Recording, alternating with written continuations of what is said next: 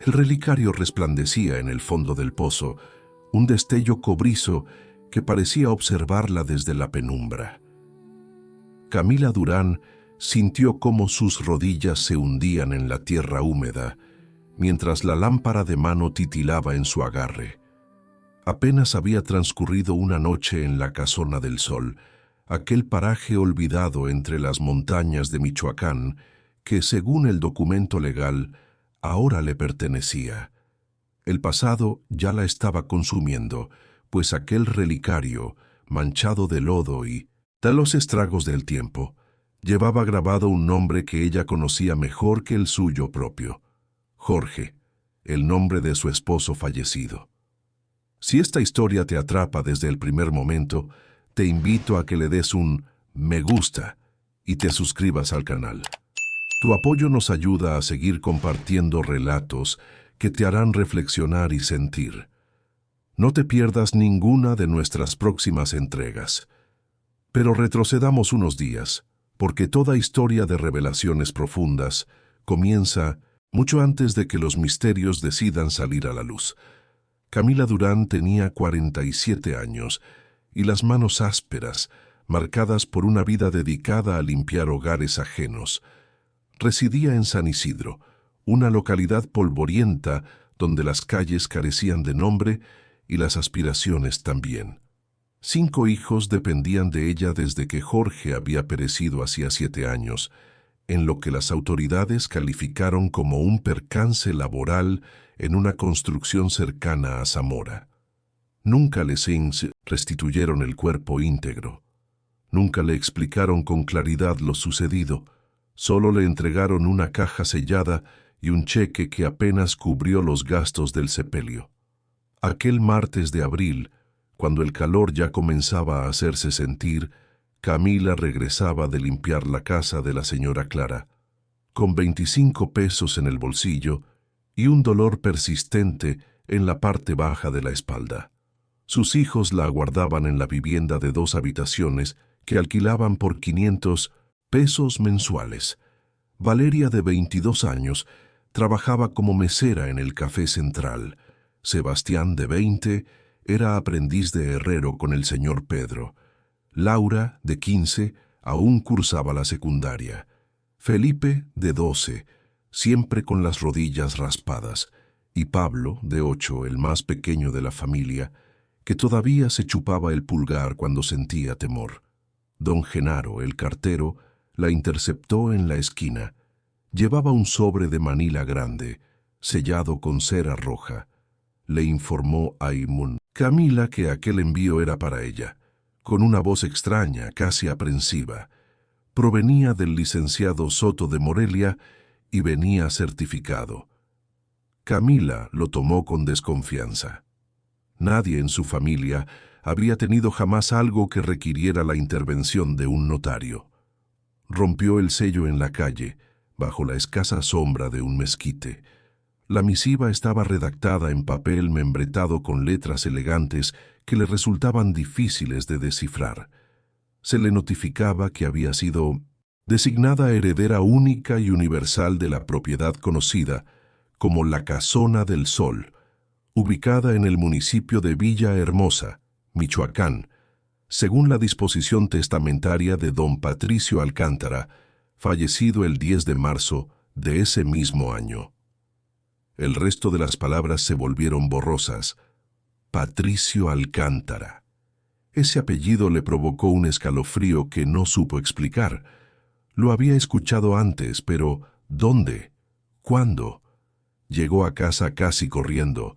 Valeria preparaba el almuerzo, una olla de arroz y frijoles refritos que tendrían que alcanzar para todos. Sebastián llegó cubierto de hollín, oliendo a carbón y sudor. Los 3 pequeños jugaban canicas en el patio de tierra. Valeria, al ver el rostro descompuesto de su madre, le preguntó qué le sucedía. Camila colocó la carta sobre la mesa de madera astillada.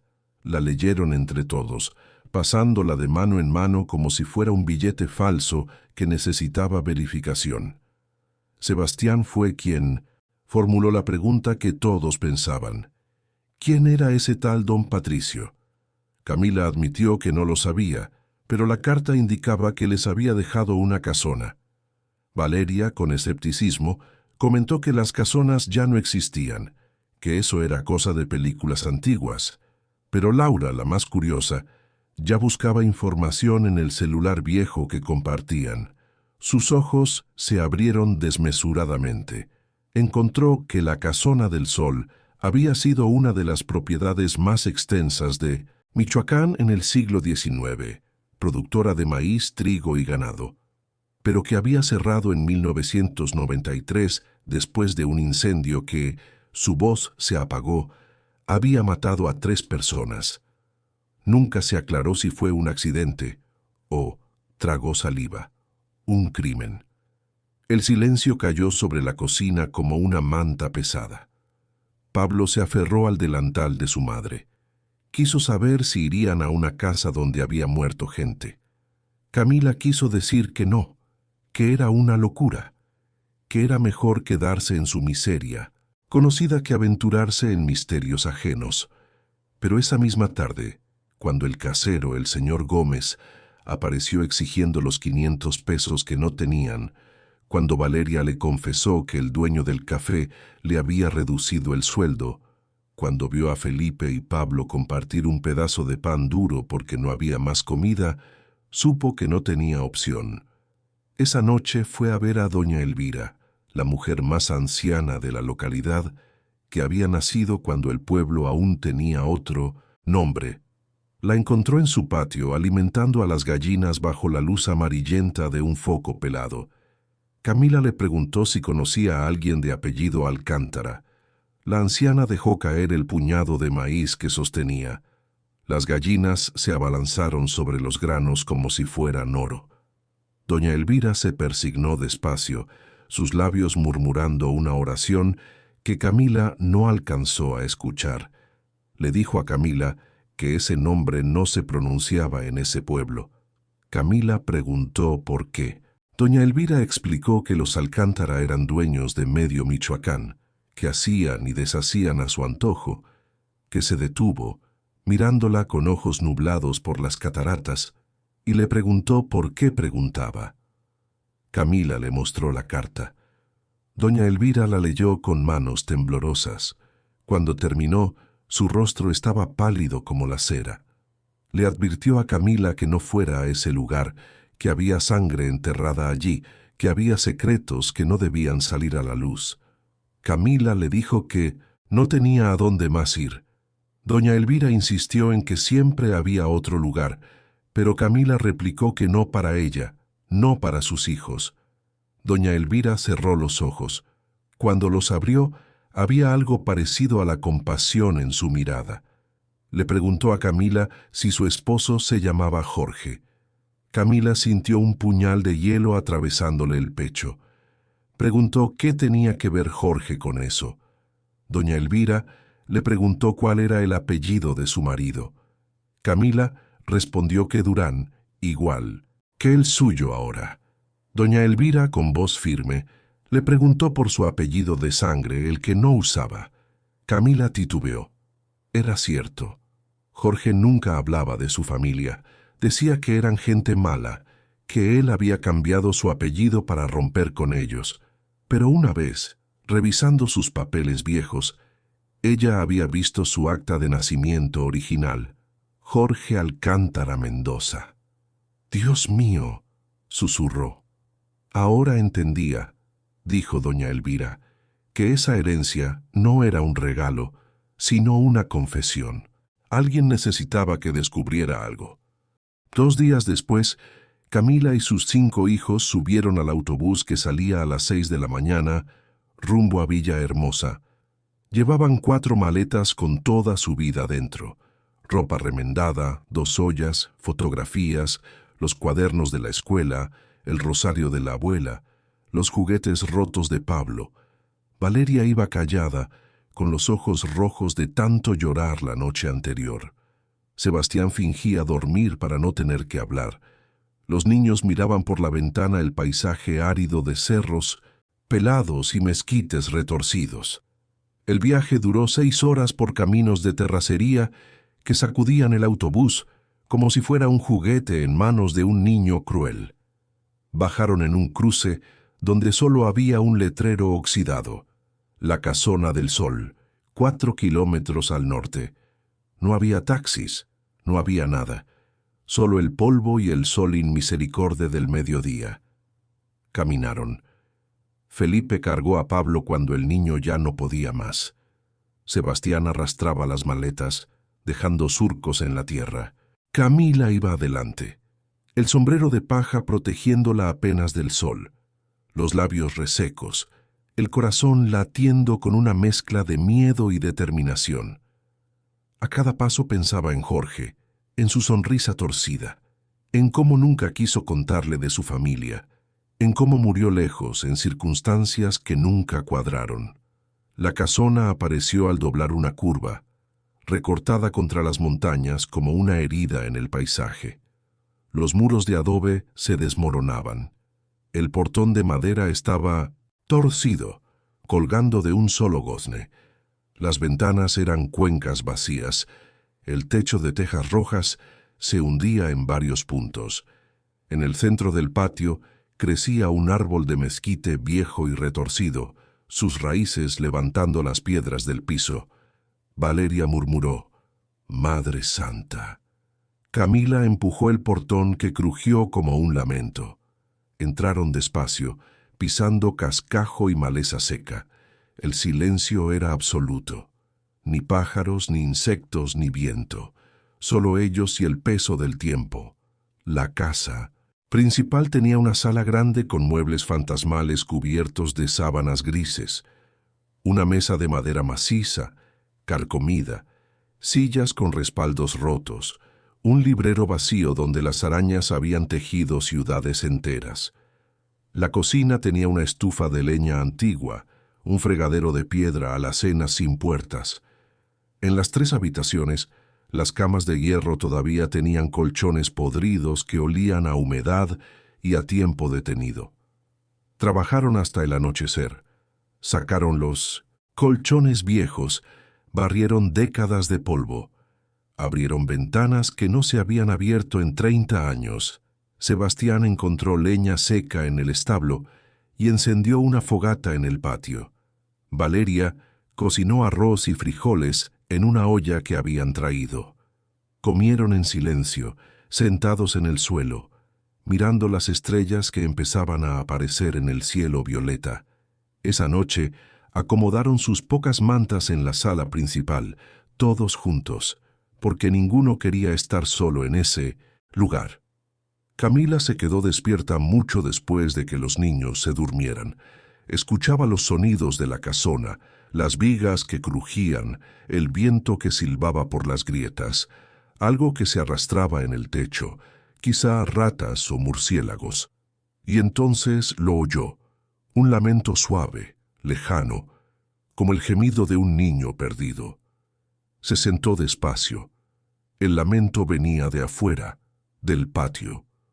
Tomó la lámpara de mano que Valeria había dejado junto a la puerta y salió descalza.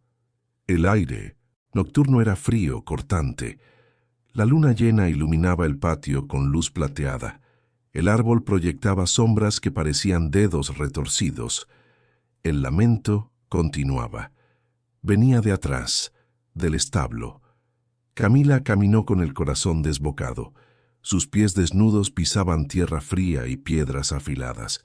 Rodeó el establo, una estructura de madera podrida que se inclinaba peligrosamente, y ahí, medio oculto por la maleza, vio el pozo. Era antiguo, construido con piedras redondas. Estaba tapado con maderas viejas, algunas rotas, otras apenas sostenidas. El lamento venía de ahí abajo. Camila se arrodilló en el borde, apartó algunas tablas con manos temblorosas. El hueco que quedó era oscuro como la boca del infierno. Apuntó la lámpara hacia abajo. El pozo tenía quizá unos 10 metros de profundidad. Las paredes estaban cubiertas de musgo y humedad. Abajo había escombros, piedras caídas, trozos de madera. Y entre todo eso, brillando con la luz de la lámpara, vio algo que le detuvo el corazón, una cadena de oro, un relicario. Incluso desde esa distancia, incluso con la vista cansada, Camila reconoció ese relicario. Se lo había regalado a Jorge el día de su boda. Era una medalla de San Miguel Arcángel con el nombre grabado en la parte de atrás, Jorge. Pero eso era imposible. Jorge había muerto hacía 7 años en Zamora. Su cuerpo estaba enterrado en el Panteón Municipal de San Isidro. Ella había estado en el funeral. Había visto bajar el ataúd. Entonces, ¿qué hacía su relicario en el fondo de este pozo? En esta casona abandonada que supuestamente él nunca conoció. Camila se echó hacia atrás, el pecho agitado, las lágrimas quemándole los ojos, y fue entonces cuando escuchó una voz que le dijo que no debería estar allí. Se volteó de golpe. La lámpara iluminó a un hombre parado a 3 metros de distancia. Era viejo, de unos 70 años, con sombrero vaquero y ropa de trabajo. Sus ojos eran oscuros, hundidos. Tenía una cicatriz que le cruzaba la mejilla izquierda. Camila le preguntó quién era. El hombre se quitó el sombrero con un gesto lento, casi irrespetuoso. Se presentó como don Rogelio, quien había trabajado en esa casona hacía muchos años. Dijo que había visto su luz y miró hacia el pozo y que había venido a advertirle. Camila le preguntó de qué. Don Rogelio se acercó un paso. Su voz era grave, cansada, de hombre que había cargado demasiado peso, por demasiado tiempo. Le advirtió que ese lugar guardaba secretos, secretos que habían matado a mucha gente, y que si seguía escarbando, miró el pozo abierto. Ella sería la próxima. Don Rogelio se quedó ahí parado bajo la luz de la luna, con su sombrero entre las manos y esa cicatriz que le cruzaba la cara como un río seco. Camila sintió que el miedo y la rabia se mezclaban en su pecho como dos animales peleando por territorio. Este hombre sabía algo, y ella necesitaba saber qué. Le preguntó cómo sabía que iba a seguir escarbando, cómo sabía siquiera quién era ella. Don Rogelio suspiró. Era un suspiro largo, cansado, de hombre que había cargado demasiado peso por demasiado tiempo. Le dijo que tenía los ojos de los Alcántara, esa mirada obstinada que no soltaba las cosas. Había visto esa misma mirada en don Patricio y antes de él en su hermano Jorge. El nombre cayó como una piedra en agua quieta. Camila dio un paso hacia él. Le preguntó si había conocido a Jorge Alcántara. Don Rogelio afirmó haberlo conocido y su voz se quebró apenas. Dijo que había trabajado para él y lo había visto morir. El mundo se inclinó bajo los pies de Camila, se aferró al borde del pozo para no caerse. Le dijo que eso era mentira, que su esposo había muerto en Zamora en una obra hacía 7 años. Don Rogelio, con voz firme, le dijo que su esposo había muerto allí, en esa casona hacía 32 años, el 23 de agosto de 1993, la misma noche del incendio. Camila negó con la cabeza. Los números no cuadraban, nada cuadraba. Le dijo que estaba confundido, que su Jorge tenía 39 años cuando murió. Si hubiera muerto en 1993, habría sido un niño, completó don Rogelio. Tenía 13 años. El silencio que siguió fue tan profundo que Camila pudo escuchar el latido de su propio corazón. Don Rogelio se acercó más, lo suficiente para que ella pudiera ver las arrugas profundas alrededor de sus ojos, las manos callosas, las botas gastadas por décadas de trabajo. Le ofreció contarle lo que había pasado esa noche, y después ella decidiría si se quedaba o si huía. Pero antes le pidió que se alejaran de ese pozo, pues los muertos escuchaban cuando se hablaba de ellos. Caminaron de regreso a la casa. Camila miró hacia la sala donde dormían sus hijos. Todos amontonados bajo las mantas, seguían profundamente dormidos. Don Rogelio se sentó en las escaleras del porche. Camila se sentó a 2 metros de distancia, todavía desconfiada. Los Alcántara eran 2 hermanos, comenzó don Rogelio. Patricio, el mayor, heredó la casona cuando el padre murió. Era un hombre duro, ambicioso. Jorge era diferente, sensible. Le gustaba leer, dibujar. Patricio lo despreciaba por eso. Decía que no era digno del apellido. Camila escuchaba sin respirar. Jorge se enamoró de una muchacha del pueblo, Isabel Mendoza, hija de campesinos. Patricio se opuso. Dijo que un Alcántara no se mezclaba con peones, pero Jorge no le hizo caso. Se casó con ella en secreto. Tuvieron un hijo. Un hijo, susurró Camila. Don Rogelio asintió. Lo llamaron Jorge también, Jorge Junior, pero Patricio se enteró, y una noche, borracho y furioso, prendió fuego al ala, de la casona, donde vivían Isabel y el niño. Jorge padre trató de salvarlos, entró corriendo entre las llamas, nunca salió. Las lágrimas comenzaron a rodar por las mejillas de Camila.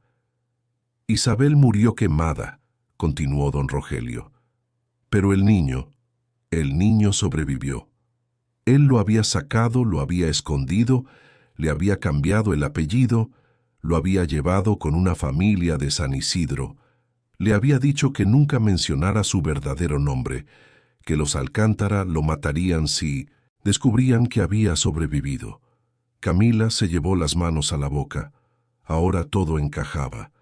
El apellido que Jorge nunca quiso usar, el pasado del que nunca hablaba, las pesadillas que lo despertaban gritando. «Ese niño creció», dijo Camila con voz temblorosa. «Se convirtió en mi esposo». Don Rogelio la miró con ojos brillantes. Y ahora ella estaba allí, porque Patricio, el hermano asesino, murió sin hijos y en su testamento le dejó la casona. Le preguntó si no le parecía extraño por qué lo haría.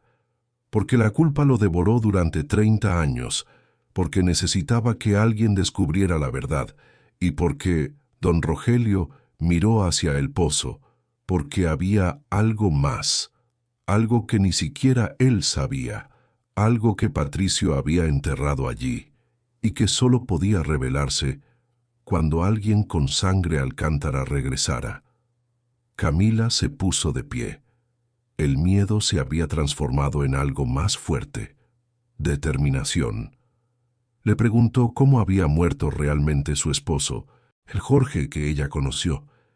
Don Rogelio bajó la mirada. Un día había regresado allí solo. Nunca supo cómo se enteró de que esa era su verdadera casa. Había venido a confrontar a Patricio. Él estaba ese día. Escuchó la pelea. Jorge gritaba, lloraba, exigía respuestas y después su voz se quebró. Hubo un disparo, solo uno. Patricio salió de la biblioteca con sangre en las manos. Le ordenó que lo enterrara, que nunca dijera nada. Lo amenazó con matar a su familia si hablaba. Camila le preguntó dónde lo había enterrado. Don Rogelio señaló hacia la oscuridad, hacia el pozo. Allí lo había bajado con cuerdas, lo había cubierto con piedras y después había sellado el pozo con esas maderas. Llevaba 30 años cargando con ese secreto. Camila sintió que algo dentro de ella se rompía y se recomponía al mismo tiempo. Su esposo no había muerto en Zamora, no había sido un accidente. Había sido asesinado por su propio tío y ella había criado a sus 5 hijos creyendo una mentira. Necesitaba sacarlo de ahí, dijo con voz firme.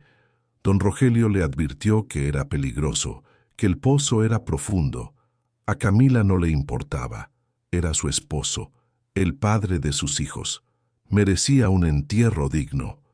Don Rogelio la miró largo rato. Finalmente asintió. Le ayudaría, pero tenía que ser al día siguiente con luz. Y había algo más que debía saber. Camila preguntó qué. Cuando selló el pozo, Patricio había bajado algo más, una caja de metal. dijo, que contenía la verdad de los Alcántara, que si alguien la encontraba destruiría a la familia para siempre. Camila sintió un escalofrío recorrerle la espalda. Preguntó qué había en esa caja. Don Rogelio no lo sabía, pero si sacaban el cuerpo de Jorge, también encontrarían esa caja. El amanecer llegó despacio, tiñendo el cielo de naranja y rosa. Camila no había dormido. Se había quedado sentada en el porche, mirando el pozo a la distancia, pensando en Jorge, en cómo él había venido allí buscando respuestas y había encontrado la muerte, en cómo ella ahora caminaba por el mismo sendero. Sus hijos despertaron uno por uno. Valeria fue la primera, frotándose los ojos. Le preguntó a su madre si había estado despierta toda la noche. Camila les dijo que tenía algo que contarles. Los reunió en el patio. Don Rogelio se había ido antes del amanecer, prometiendo volver al mediodía con cuerdas y herramientas. Camila les contó todo. ¿Quién era realmente? Su padre, cómo había muerto, por qué estaban allí. Sebastián golpeó la pared con el puño. Laura lloró en silencio. Felipe abrazó a Pablo, que no entendía bien, pero sentía el peso de la tristeza. Valeria, la mayor, se quedó mirando el pozo con la mandíbula tensa. Dijo que lo sacarían, que le darían el entierro que merecía. Pasaron la mañana explorando la casona con nueva urgencia. En la biblioteca, Camila encontró libros mohosos y estantes vacíos. Pero detrás de uno de los estantes, Sebastián descubrió una puerta oculta. Era pequeña, del tamaño de una alacena. Adentro había cajas de madera con documentos. Camila sacó los papeles con manos temblorosas.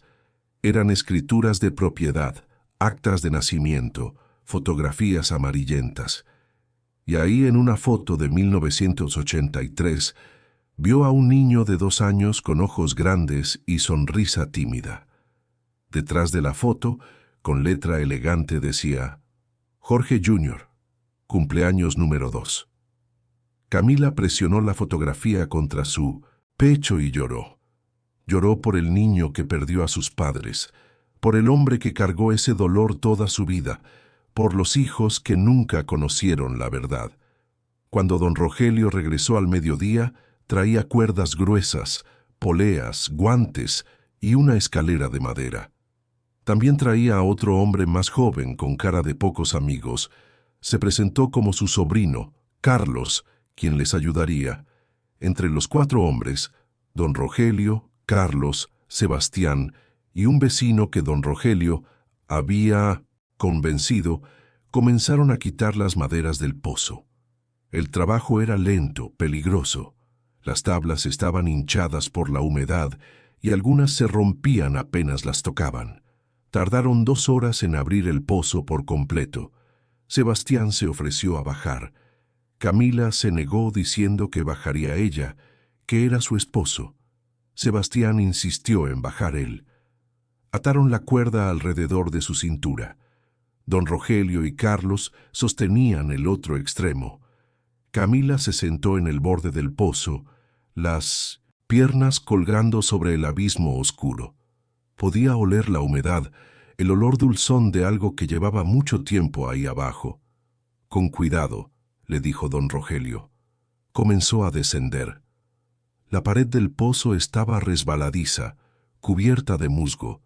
Sus manos buscaban puntos de apoyo en las piedras irregulares. La luz de arriba se hacía más pequeña con cada metro. Abajo todo era penumbra verde, húmeda, fría. Sus pies tocaron fondo. El suelo era blando, cubierto de tierra y escombros. La luz de su lámpara iluminó el relicario. Primero lo recogió con dedos temblorosos. Era él, San Miguel Arcángel, el nombre grabado, Jorge. Después vio los huesos. Estaban parcialmente cubiertos por piedras y tierra, pero reconoció la forma de un cráneo, las costillas. Su esposo allí todo este tiempo, y junto a los huesos, medio enterrada, vio una caja de metal. Era del tamaño de una caja de zapatos oxidada, pero intacta. Tenía un candado que se había corroído con los años. Camila la tomó, pesaba más de lo que esperaba. La metió en una bolsa de tela que había traído. Después, con todo el amor y el dolor del mundo, comenzó a recoger los huesos de Jorge, colocándolos con cuidado en otra bolsa. Gritó hacia arriba que ya estaba, que la subieran. Comenzaron a jalar la cuerda. Camila subía lentamente, abrazando las bolsas contra su pecho.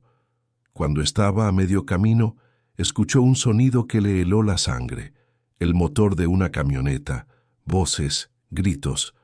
Don Rogelio maldijo, diciendo que eran ellos. Camila miró hacia arriba, vio sombras moviéndose, escuchó forcejeos, un disparo al aire y después la cuerda que la sostenía comenzó a aflojarse. Estaba cayendo. Gritó, abrazó las bolsas, cerró los ojos y cayó en la oscuridad. Camila no cayó hasta el fondo. La cuerda se había aflojado, no roto. Descendió 3 metros en caída libre antes de que la cuerda se tensara violentamente, arrancándole un grito de dolor. Quedó suspendida en la oscuridad del pozo, balanceándose con las bolsas presionadas contra su pecho y el corazón golpeándole las costillas como un animal enjaulado. Arriba, el caos. Una voz que Camila no reconocía, de hombre, autoritaria, acostumbrada a dar órdenes, gritaba que la soltaran inmediatamente. Sebastián, con voz llena de rabia juvenil, replicó que no tenían por qué obedecer nada. Un segundo disparo al aire. Camila escuchó a Pablo llorar. Laura gritó su nombre y entonces escuchó algo que le congeló la sangre. El sonido de alguien siendo golpeado, un cuerpo cayendo al suelo. Valeria gritó el nombre de Sebastián. La voz desconocida advirtió que el siguiente disparo no sería al aire y ordenó que subieran a esa mujer.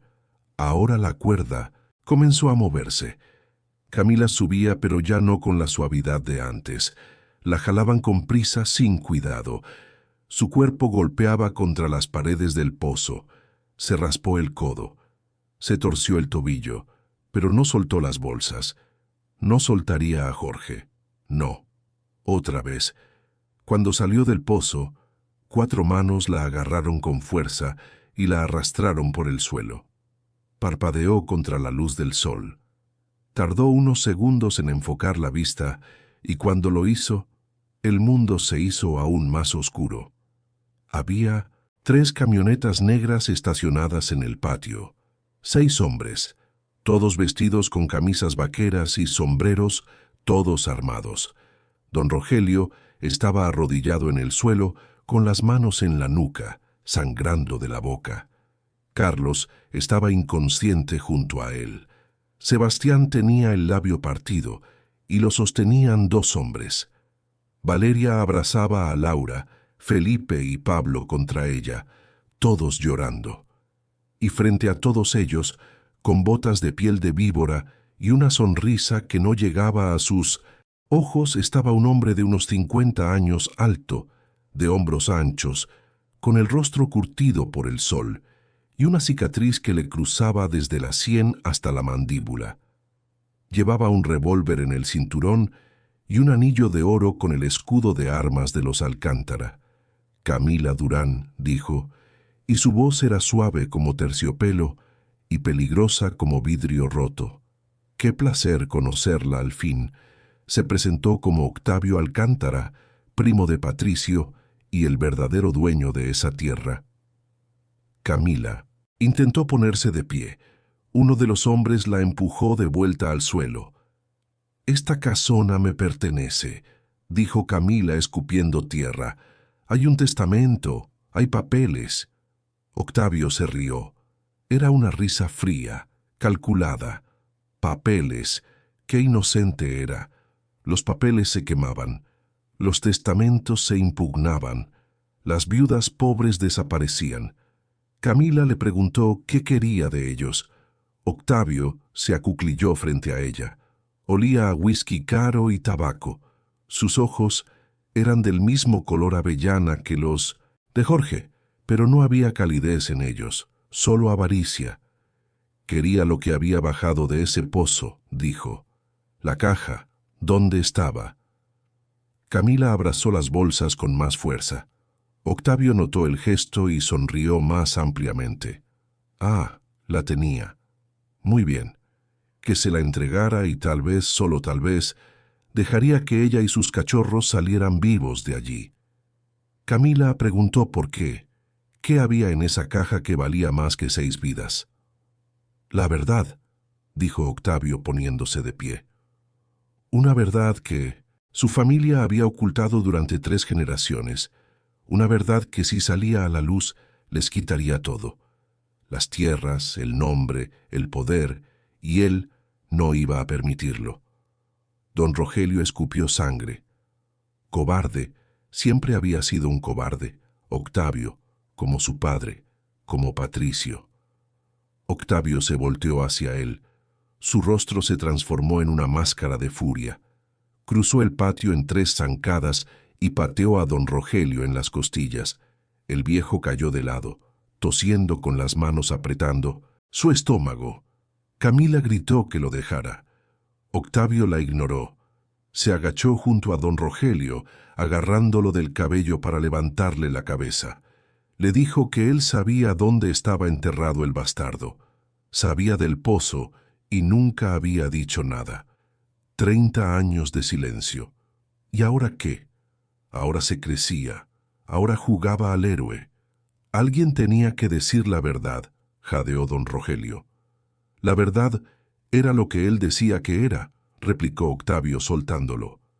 Se volvió hacia Camila, extendió la mano. La caja. Última oportunidad. Camila miró a sus hijos. Valeria la observaba con ojos llenos de lágrimas, pero también de determinación. Sebastián, a pesar del labio partido y la cara hinchada, negaba con la cabeza que no se la diera. Los pequeños lloraban aferrados unos a otros. Pensó en Jorge, en cómo había venido allí buscando justicia y había encontrado una tumba, en cómo ella había prometido darle un entierro digno, en cómo esa caja de metal pesada y oxidada contenía algo lo suficientemente importante como para que lo mataran por ello. No podía entregarla, no sin saber qué había dentro. Dijo que no. El rostro de Octavio se endureció. Pésima decisión. Chasqueó los dedos. 2 de sus hombres agarraron a Sebastián y lo arrastraron hacia el pozo. El muchacho pateaba, gritaba, se retorcía, pero eran 2 contra 1 y ambos más grandes. «Por favor», gritó Camila intentando levantarse. Octavio la detuvo con una bota sobre su espalda, presionándola contra el suelo. Era muy simple, dijo con voz calmada. O le daba la caja o su hijo aprendería a volar. ¿Cuánto creía que duraría la caída? 3 segundos. 4. «Mamá, no se la des», gritó Sebastián, aunque su voz temblaba de miedo. Los hombres lo sostuvieron al borde del pozo. Sus pies colgaban sobre el abismo. Uno de ellos tenía un cuchillo en la garganta de Sebastián. Octavio comenzó a contar. 5, 4, 3. «Está bien», gritó Camila. «Está bien». Se la daba. Octavio sonrió.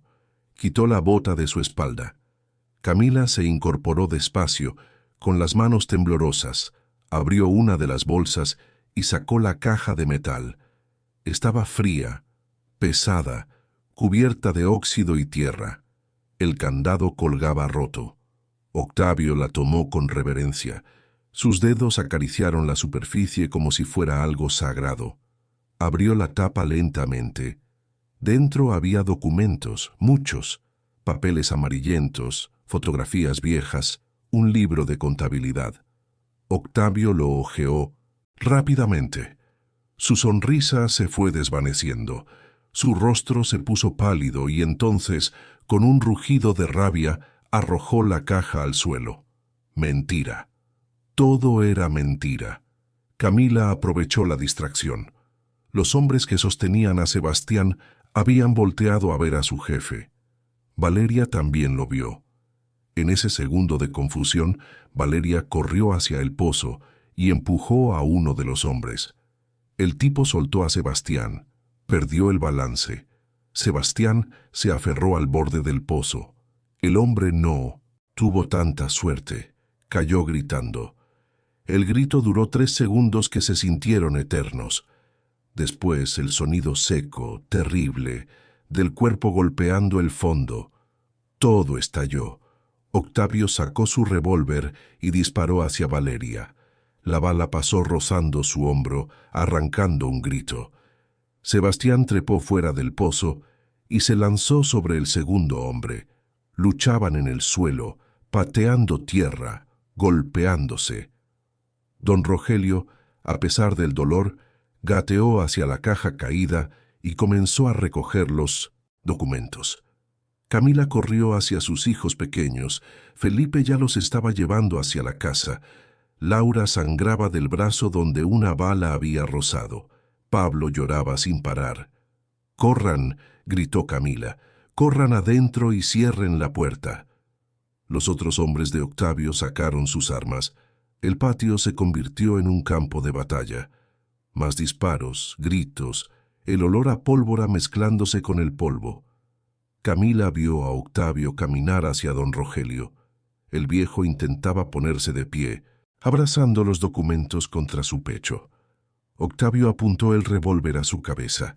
Debería haberse quedado callado, viejo tonto. La verdad siempre salía a la luz, dijo don Rogelio, y le escupió a la cara. Octavio limpió la saliva con el dorso de la mano. Su dedo se tensó sobre el gatillo, y entonces Camila hizo algo que ni ella misma esperaba. Agarró una piedra del suelo, una de las que habían sacado del pozo, y la arrojó con todas sus fuerzas. La piedra golpeó a Octavio en la sien. No fue suficiente para noquearlo, pero sí para aturdirlo. El disparo salió desviado, incrustándose en el suelo. Octavio se tambaleó. La sangre le corría por la cara. Se volteó hacia Camila. Sus ojos ardían de odio. «Tú», gruñó, «tú ibas a sufrir más que todos». Pero antes de que pudiera moverse, el sonido de sirenas llenó el aire. Sirenas de policía, muchas, acercándose rápido por el camino de terracería. Octavio maldijo. Miró a sus hombres. «Vámonos ahora». «Pero los documentos», gritó uno de ellos. «Vámonos, sea». Corrieron hacia las camionetas. Los motores rugieron. En 30 segundos desaparecieron en una nube de polvo, justo cuando 3 patrullas entraban, derrapando al patio. Camila cayó de rodillas, temblaba de pies a cabeza. Valeria corrió hacia ella sangrando del hombro, pero viva. Sebastián cojeaba, pero estaba de pie. Los pequeños salieron llorando de la casa. Don Rogelio seguía abrazando los documentos con sangre en la boca, pero con una sonrisa triunfante. De la primera patrulla bajó un hombre en uniforme. Era joven, de unos 30 años, con rostro serio. Preguntó si era Camila Durán. Ella asintió sin voz. Se presentó como el sargento Ramos. Habían recibido una llamada anónima de que había disparos allí. Preguntó si estaban bien. Camila miró a sus hijos heridos, asustados, traumatizados, pero vivos. «Sí», susurró, «estaban vivos». El sargento vio los papeles en manos de don Rogelio. Vio la caja abierta, vio el pozo y escuchó los gemidos del hombre que había caído allá abajo. Dijo que creía que tendrían que explicarle muchas cosas. Don Rogelio se puso de pie con dificultad. Entregó los documentos al sargento. Todo lo que necesitaba saber estaba allí. 30 años de secretos, 30 años de mentiras y la prueba de que los Alcántara no eran dueños de nada, porque todo hizo una pausa dramática. Todo había sido robado. El sargento abrió el primer documento.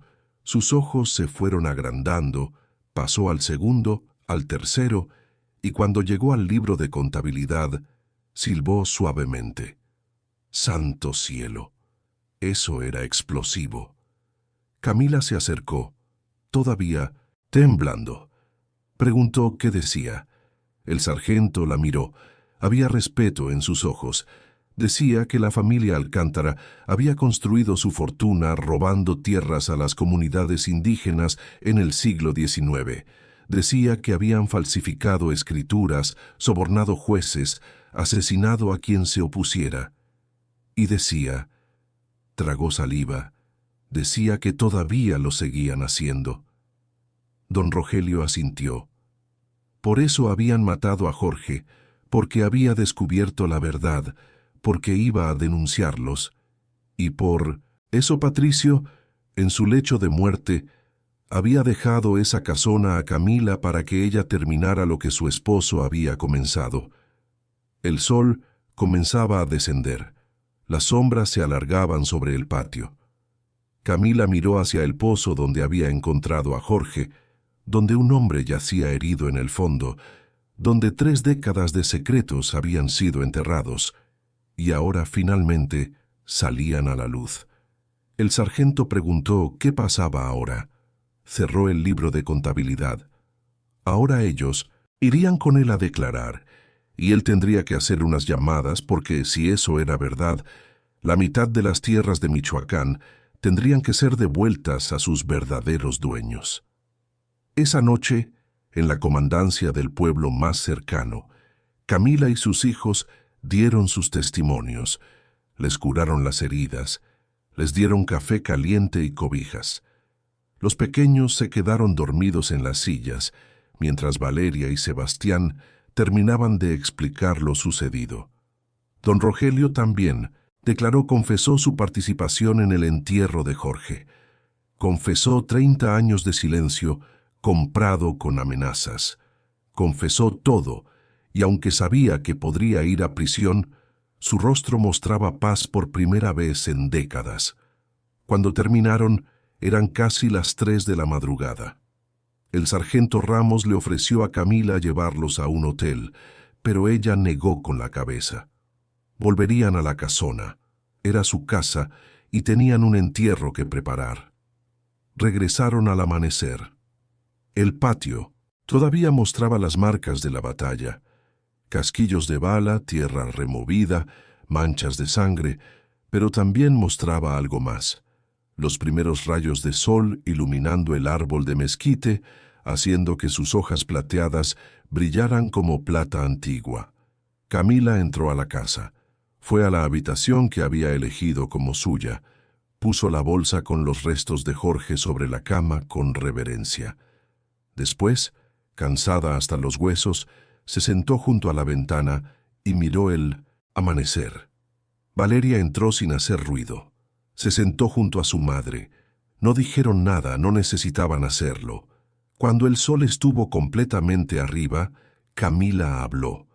Lo enterrarían bajo el árbol, donde pudiera ver el cielo, donde pudiera descansar. Sí, mamá, pero antes de que pudieran moverse, escucharon el sonido de una camioneta acercándose. Valeria se tensó. «Octavio». Camila miró por la ventana. No era una camioneta negra, era blanca, y del lado de la puerta decía «Notaría Pública de Morelia». Bajó un hombre con maletín. Era el mismo licenciado Soto que había firmado la carta de herencia. Tocó la puerta con golpes firmes. Camila abrió. «Señorita Durán», dijo el licenciado Soto. «Disculpe la hora temprana, pero necesitaba hablar con ella urgentemente». Era sobre la casona y sobre algo que don Patricio le había pedido que le entregara. Solo si ella lograba abrir el pozo. Le extendió un sobre sellado. Camila lo tomó con manos temblorosas, lo abrió. Dentro había una sola hoja escrita a mano con letra temblorosa. Camila, si estaba leyendo eso, significaba que había encontrado a Jorge, significaba que había encontrado la verdad y significaba que era más valiente de lo que él jamás fue. La caja contenía pruebas de sus crímenes, pero había más, mucho más. En el sótano de la casona, bajo la biblioteca, había un túnel. Al final del túnel había una habitación, y en esa habitación estaba el resto, todo el resto. Octavio lo sabía y vendría a buscarlo. Que no dejara que lo encontrara, porque si lo hacía, nadie podría detenerlo. Le pedía perdón por lo que le había hecho a su esposo. Le pedía perdón por dejarle esa carga, pero ella era la única que podía terminar eso, la única con sangre alcántara y corazón puro. Patricio. Camila levantó la vista. El licenciado Soto la observaba con expresión grave. Le preguntó si él sabía de eso. Él respondió que no, solo sabía que debía entregarle ese sobre. Sí, titubeó, si ella abría el pozo. Don Patricio había sido muy específico. Camila dobló la carta y la guardó en su bolsillo.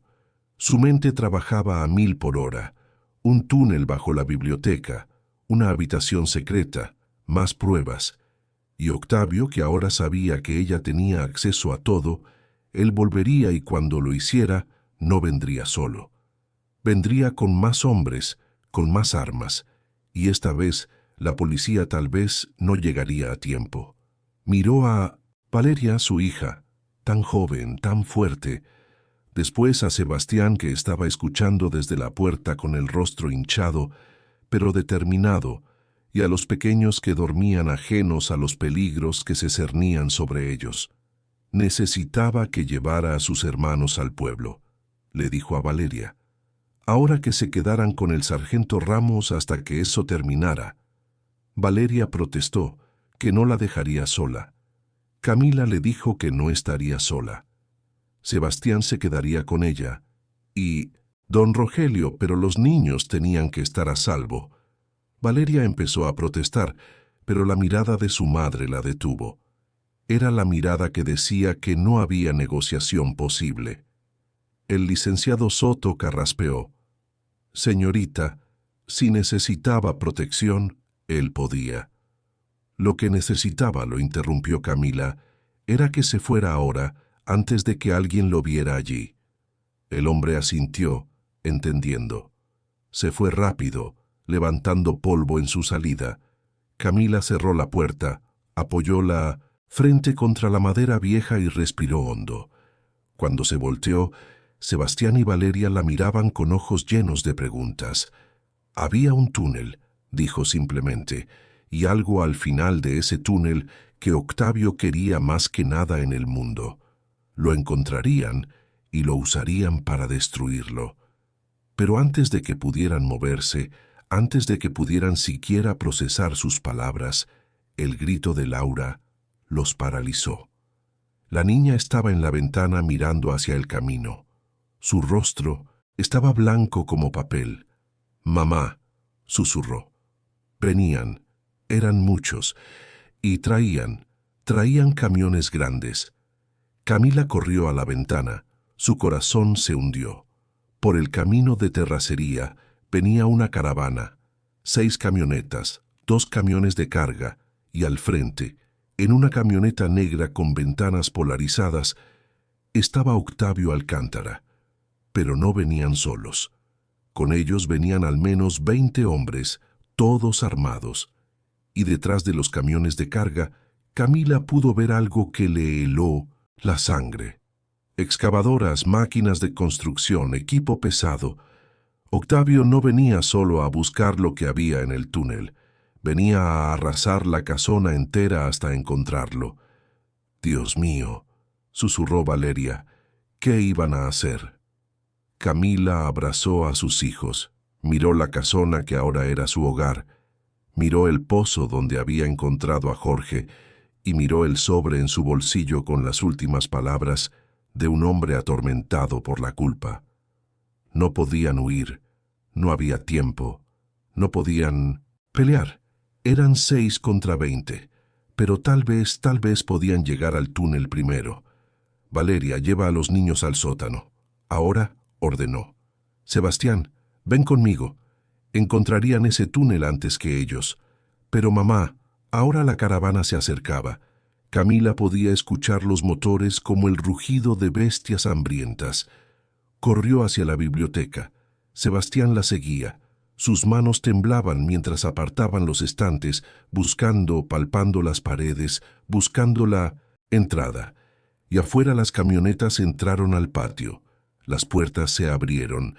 Octavio Alcántara bajó con una sonrisa en el rostro y un rifle en las manos. Camila gritó, «Sal, tenemos que hablar». Pero Camila no salió porque en ese momento sus dedos encontraron un ladrillo suelto en la pared. Lo empujó y con un chasquido metálico, una sección completa de la pared comenzó a deslizarse hacia un lado, revelando escaleras de piedra que descendían hacia la oscuridad absoluta. El túnel. Sebastián susurró con voz temblorosa que había encontrado algo. «Mamá, aquí abajo había luz. Alguien había estado allí recientemente». Camila miró las escaleras, después miró hacia la puerta, donde los pasos de Octavio y sus hombres se acercaban. No había vuelta atrás. Bajó el primer escalón hacia la oscuridad y detrás de ella, la puerta de la casona explotó en pedazos. La oscuridad del túnel era absoluta y viva, como si tuviera peso propio. Camila bajaba los escalones de piedra con una mano en la pared húmeda y la otra sosteniendo la lámpara que temblaba tanto como su pulso. Detrás de ella, Sebastián arrastraba una viga de madera para bloquear la entrada en cuanto terminaran de bajar. Arriba, los gritos de Octavio resonaban como truenos. Que registraran cada habitación, que levantaran cada tabla, que tenía que estar allí. Camila contó 20 escalones antes de que sus pies tocaran suelo firme. El aire era denso, olía a tierra mojada y a algo más antiguo, casi mineral. Sebastián llegó detrás de ella jadeando y entre los dos empujaron la viga para trabar la entrada. No los detendría mucho tiempo, pero era algo. «Mamá, mira». Sebastián apuntó hacia adelante. A unos 10 metros, colgando de un gancho oxidado, había una lámpara de petróleo. Estaba encendida. La llama bailaba suavemente, proyectando sombras alargadas sobre las paredes del túnel. Sebastián susurró quién había encendido eso. Camila no lo sabía, pero quien hubiera sido, sabía que iban a venir. Avanzaron por el túnel. Las paredes eran de piedra tallada, antiguas, del tiempo en que la casona se construyó. Había marcas en la piedra, símbolos que Camila no reconocía. Cada 3 metros había otra lámpara encendida, marcando el camino como migas de pan en un cuento de hadas oscuro. El túnel giraba, bajaba más, se estrechaba. En algunos puntos tenían que agacharse para pasar.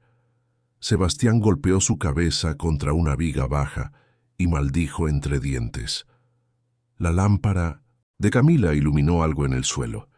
Pisadas recientes en el polvo, botas grandes de hombre.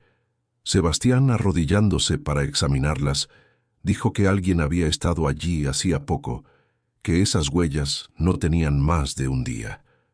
Un estruendo llegó desde arriba. Octavio y sus hombres estaban derribando puertas, volteando muebles. Camila escuchó a Valeria gritar. Su corazón se contrajo, pero no podía volver. No todavía.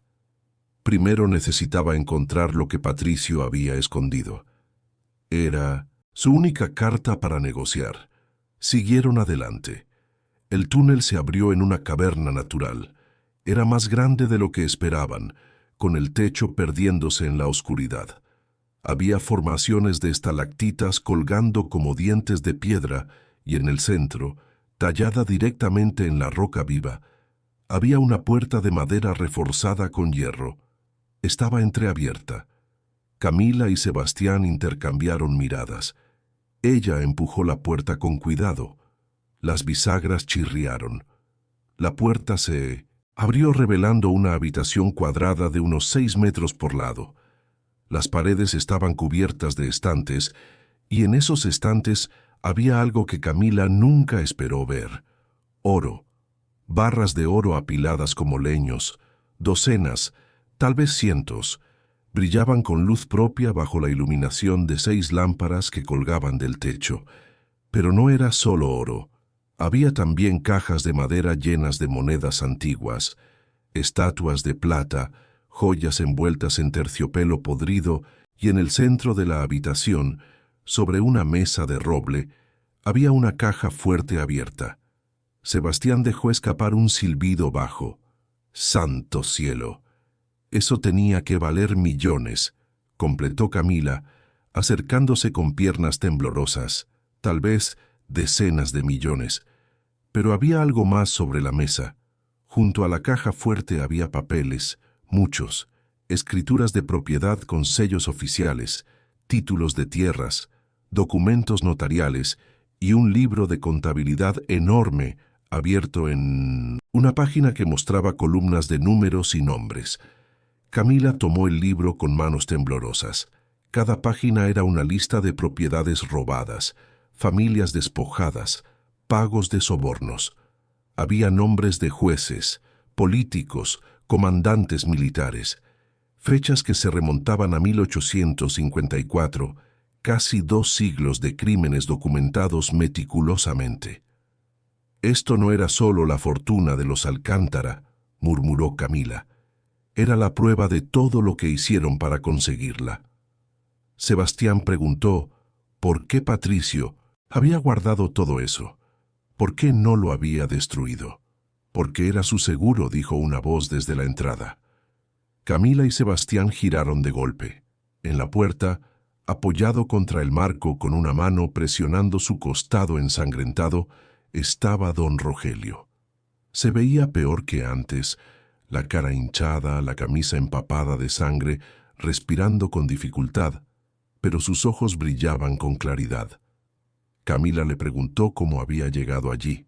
Él le dijo que conocía ese túnel desde hacía 30 años, que él había ayudado a Patricio a traer todo eso allí, barra por barra, moneda por moneda. Camila preguntó de dónde habían sacado todo eso.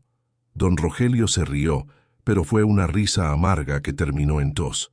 De los pueblos indígenas que despojaron, de las minas que robaron, de las familias que destruyeron. Los Alcántara no construyeron una fortuna, la robaron durante 5 generaciones, y cuando el gobierno empezó a hacer auditorías en los años 80, Patricio escondió la evidencia allí, pensó que nadie la encontraría jamás. Camila hojeó más páginas del libro. Había listas de asesinatos, personas que se habían opuesto y que desaparecieron, fechas, lugares, métodos, todo documentado con precisión escalofriante. Sebastián preguntó por qué lo habían escrito todo, que era como firmar su propia sentencia de muerte. Porque los Alcántara eran arrogantes, dijo don Rogelio. Pensaban que estaban por encima de la ley, que nadie los tocaría jamás. Y durante casi 2 siglos tuvieron razón. Un estruendo enorme sacudió el túnel. Polvo cayó del techo. Octavio había encontrado la entrada y estaba usando algo pesado para derribar la barricada. No tenían mucho tiempo, dijo don Rogelio. Octavio sabía lo que había allí. Su padre se lo había contado en su lecho de muerte. Por eso había venido con tanta gente, con maquinaria. Iba a destruir la casona entera para llegar a esa habitación. Camila preguntó qué harían. No podían sacar todo eso. Era demasiado. No necesitaban sacarlo todo, dijo don Rogelio. Solo necesitaban el libro. Y esto se acercó a la caja fuerte y sacó un sobre de Manila grande sellado con cera roja. Se lo entregó a Camila. Eso era lo que realmente importaba, el testamento original del primer Alcántara que llegó a México. Allí decía que todas esas tierras habían sido robadas a las comunidades indígenas originales y nombraba a esas comunidades. Con ese documento, miles de familias podían reclamar lo que les pertenecía. Camila tomó el sobre. Era más pesado de lo que esperaba. Podía sentir el peso de la historia, del dolor, de las vidas destruidas que contenía. Otro estruendo más cercano. La barricada estaba cediendo. «Mamá, tenían que irse», dijo Sebastián. Camila le preguntó a don Rogelio si había otra salida. El viejo asintió. Sí, al fondo, detrás de esos estantes, un túnel más pequeño que salía cerca del río a 1 kilómetro de allí. Pero tendrían que arrastrarse. Y él tosió sangre. Él no iba a lograrlo. Camila dijo que no. Lo dejarían. Sí, lo harían, replicó don Rogelio con firmeza, porque alguien tenía que quedarse para retrasarlos y su vida ya no valía nada. Pero ese sobre podía cambiar todo.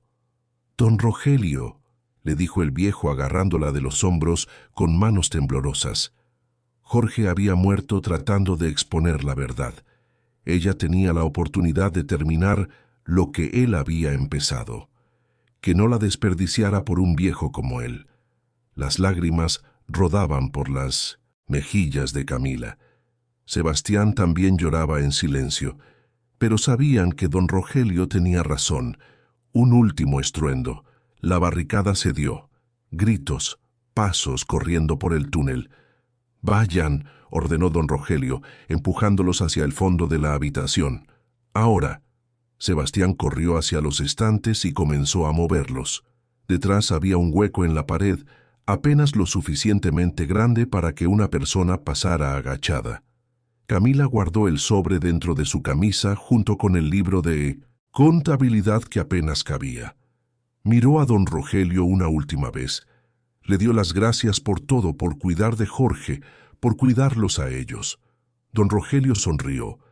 Era una sonrisa de paz, de hombre que finalmente se había liberado de un peso insoportable. Le pidió que le llevara flores cuando eso terminara a su tumba y que le dijera que lo sentía. Camila asintió sin poder hablar. Después se agachó y entró al túnel. Secundario. Sebastián la siguió. El túnel era angosto, bajo, oscuro. Tenían que arrastrarse sobre sus estómagos. La tierra estaba húmeda, fría. Camila podía sentir raíces rozando su espalda, piedras afiladas cortando sus codos. Detrás de ellos, escucharon voces en la habitación del tesoro. Maldición, allí estaba todo. Era la voz de Octavio, llena de avaricia y triunfo. «Patrón, había alguien allí. Que mirara, sangre fresca», dijo otro hombre. «Que los encontraran, que revisaran cada rincón. No podían haber ido lejos». Después la voz de don Rogelio, cansada pero firme. «No los encontrarían, Octavio. Ya se habían ido, y se habían llevado lo único que realmente importaba». Octavio preguntó qué se habían llevado. La verdad que iba a destruirlo. Un disparo único, final. Camila apretó los dientes para no gritar. Siguió arrastrándose. Las lágrimas le nublaban la vista, pero no se detuvo. Sebastián lloraba detrás de ella, pero tampoco se detuvo. Don Rogelio había dado su vida para darles tiempo. No iba a desperdiciarlo. El túnel parecía interminable. Sus brazos ardían, sus rodillas sangraban, pero seguía adelante, centímetro por centímetro, metro por metro. Finalmente, después de lo que pareció una eternidad, vio luz del día filtrándose por una grieta adelante. El túnel terminaba en una abertura cubierta por matorrales. Salió primero jadeando, cubierta de tierra y sangre. Sebastián salió detrás, tosió. Estaban en una barranca junto al río. El agua corría rápida entre las rocas. A lo lejos podían ver el humo subiendo de ahora, limpiándose las lágrimas con el dorso de la mano. Camila miró el sobre que llevaba pegado al pecho. Después miró hacia el pueblo más cercano, que según don Rogelio estaba río abajo a 3 kilómetros. Ahora irían a donde el sargento Ramos, le entregarían eso y se asegurarían de que don Rogelio la casona. Octavio había prendido fuego a algo. Sebastián preguntó qué harían. No hubiera muerto en vano. Comenzaron a caminar siguiendo el río. El sol estaba alto, implacable. No tenían agua, no tenían comida, pero tenían la verdad. Y la verdad pesaba más que todo el oro en esa habitación secreta. Caminaron durante 1 hora. Sebastián cojeaba de su tobillo lastimado. Camila sentía que sus piernas iban a ceder en cualquier momento, pero siguieron adelante. Fue Sebastián quien escuchó los motores primero. «Mamá, vehículos, adelante». Camila miró hacia arriba. En el camino que cruzaba el río había 3 camionetas negras, las mismas de Octavio, y junto a ellas hombres armados esperando. «Nos encontraron», susurró Sebastián. «¿Cómo?»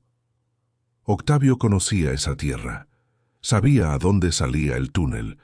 Las camionetas comenzaron a moverse hacia ellos. No había dónde correr. El río a un lado, acantilados al otro, estaban atrapados. Camila abrazó a Sebastián, sintió el sobre presionado entre ellos. Había llegado tan lejos, había perdido tanto, y ahora, cuando estaba a punto de ganar, Octavio iba a arrebatárselo todo. Las camionetas se detuvieron a 20 metros. Las puertas se abrieron. Octavio bajó con una sonrisa victoriosa. Llevaba el rifle colgado del hombro.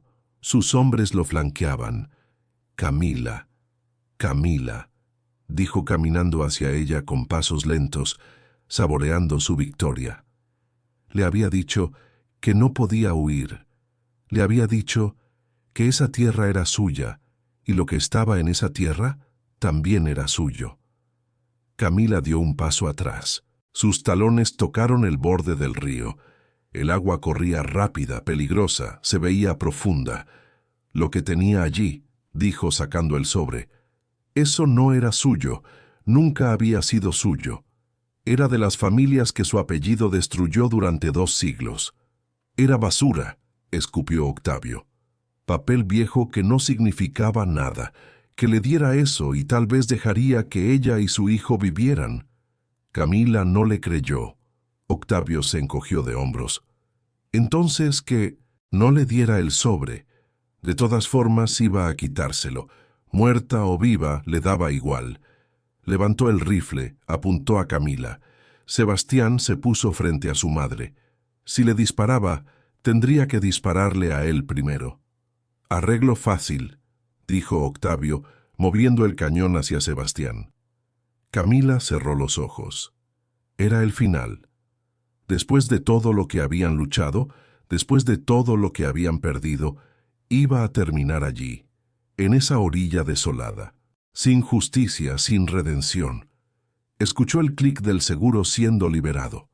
Escuchó a Sebastián contener el aliento. Escuchó su propio corazón latir una última vez y entonces escuchó algo más. Sirenas. Muchas sirenas. Octavio giró la cabeza. Venían del camino una procesión de patrullas, 5, 6, 10 más de las que el pueblo completo tenía, y detrás de ellas camionetas blancas con logos de la Fiscalía General del Estado. La caballería había llegado. De la primera patrulla bajó el sargento Ramos, pero no estaba solo. Con él venía un hombre en traje gris con placa dorada en el cinturón, fiscal, y detrás soldados del ejército. «Octavio Alcántara», gritó el fiscal con voz amplificada por un megáfono. Estaba bajo arresto por múltiples cargos de homicidio, despojo, crimen organizado y amenazas. Que bajara el arma inmediatamente. Octavio miró a sus hombres. Ellos miraron las patrullas, los soldados, las armas apuntándolos. Lentamente comenzaron a soltar sus rifles. Octavio fue el último. Bajó el rifle con movimientos lentos, su rostro transformándose de victoria a furia contenida. Miró a Camila con ojos llenos de veneno. Eso no terminaba allí. Siseó. Tenía abogados, tenía dinero, tenía poder. Iba a salir, y cuando lo hiciera, estaría en una celda, dijo el sargento Ramos, acercándose para esposarlo. Porque esa mujer que había amenazado había hecho algo que ninguno de ellos esperaba. Había llamado a los federales y les había contado todo. Camila parpadeó confusa. Ella no había llamado a nadie, no había tenido tiempo. El sargento le guiñó un ojo. Bueno, técnicamente había sido su hija, Valeria. La valiente jovencita se había escapado de la casona mientras ellos estaban en el túnel. Había corrido 5 kilómetros hasta el pueblo. Había llamado a su comandancia, le habían dado acceso directo con el fiscal y ella les había contado sobre los documentos, sobre el oro, sobre todo. El fiscal había llegado en helicóptero con una orden de cateo firmada por un juez federal. Camila sintió que sus piernas cedían. Sebastián la sostuvo. Valeria, su hija, había salvado a todos. Octavio fue arrastrado hacia una patrulla, gritando, maldiciendo, prometiendo venganza. Sus hombres fueron arrestados uno por uno. El fiscal se acercó a Camila. Señorita Durán, quería que supiera algo. Lo que había hecho ella, lo que toda su familia había hecho, iba a cambiar ese estado, ya. Habían comenzado las investigaciones. Ya había 12 familias con reclamos legítimos de tierras y para fin de año esperaban que fueran cientos. Camila preguntó por Octavio. Esta vez no había juez corrupto que lo salvara. Tenían confesiones grabadas, pruebas físicas, testigos. Iba a pasar el resto de su vida en prisión. Le daba su palabra. Camila asintió. Era suficiente. Por ahora era suficiente. El sargento Ramos dejó 2 oficiales de guardia para el resto de la noche. Prometió volver por la mañana con más noticias. Después se fueron dejando a la familia Durán sola, bajo las estrellas. Entraron a la casa en silencio. Nadie hablaba. No había palabras para lo que acababan de vivir. Se acomodaron en la sala todos juntos, sin querer separarse ni un metro. Camila encendió velas. La luz suave bailaba en las paredes. Miró los rostros de sus hijos. Sebastián con labio partido, Valeria con hombro vendado, Laura con rasguños en los brazos, Felipe y Pablo con ojeras de niños que habían visto demasiado, y Gustavo, este hombre que había sido un extraño hacía apenas días y ahora era familia. «Se acabó», dijo con voz firme. «De verdad se acabó». Laura preguntó cómo lo sabía. «Porque lo sentía allí». Camila puso una mano sobre su corazón. Jorge podía descansar, don Rogelio podía descansar y ellos podían empezar a vivir sin miedo. Los días siguientes fueron un torbellino de entrevistas, firmas de documentos, declaraciones oficiales, pero también fueron días de sanación. Gustavo se quedó. Se mudó a una de las habitaciones de la casona y comenzó a repararla como si hubiera vivido allí toda su vida. Sebastián y él trabajaban juntos, reconstruyendo muros, reemplazando vigas podridas. Valeria y Laura pintaron las paredes con colores alegres, amarillo girasol, azul cielo, verde esperanza. 3 meses después, en una mañana fresca de agosto, Citlali y los representantes de las comunidades regresaron, pero esta vez no venían solos. Venían con familias enteras, cientos de personas. «Señorita Durán», dijo Citlali con lágrimas en los ojos, el tribunal había fallado a su favor. Las primeras 83 familias iban a recuperar sus tierras y todo era gracias a ella. Hubo una fiesta en el patio de la casona. Música de mariachi, comida tradicional, niños corriendo entre los adultos. Camila miró todo desde el porche con Gustavo de pie junto a ella. «Jorge estaría orgulloso», dijo Gustavo con voz suave. «¿Sí?», acordó Camila. Creía que sí. Esa noche, cuando todos se habían ido y la familia estaba reunida para cenar, Felipe hizo una pregunta. «Mamá, ¿qué iban a hacer con toda esa tierra?» Era demasiado grande, para ellos solos. Camila había estado pensando en eso. Miró a sus hijos, después a Gustavo.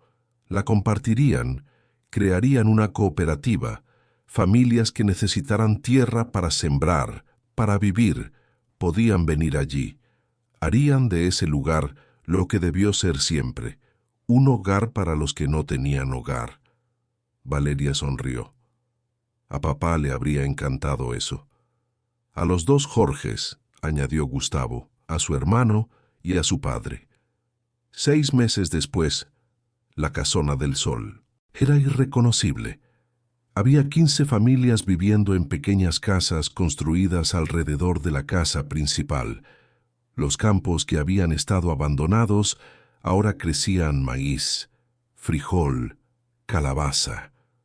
Había un taller de carpintería donde Sebastián enseñaba su oficio, una escuela pequeña donde Valeria daba clases a los niños más pequeños, un comedor comunitario donde Laura ayudaba a cocinar, y bajo el árbol de mezquite 2 tumbas estaban siempre adornadas con flores frescas. Camila las visitaba cada mañana hablándole a Jorge de todo lo que estaban construyendo, de sus nietos futuros que crecerían en tierra libre, de la justicia que finalmente, aunque tarde, había llegado. Una tarde de diciembre, mientras el sol se ponía pintando el cielo de naranja y púrpura, Camila se sentó bajo el árbol. Tenía 48 años, pero se sentía mayor. El cabello completamente gris ahora, arrugas profundas, manos callosas, pero también tenía paz, verdadera paz. Gustavo se sentó junto a ella. Le preguntó en qué pensaba. En el camino, dijo Camila, en cómo todo había empezado con una carta que no pidió, una herencia que no quería, y cómo eso los había traído allí, a ese lugar, a esa familia, a esa vida. Gustavo le preguntó si se arrepentía. Camila pensó largo rato, pensó en don Rogelio muerto, en las pesadillas de sus hijos, en los meses de terror, en todo lo que habían perdido.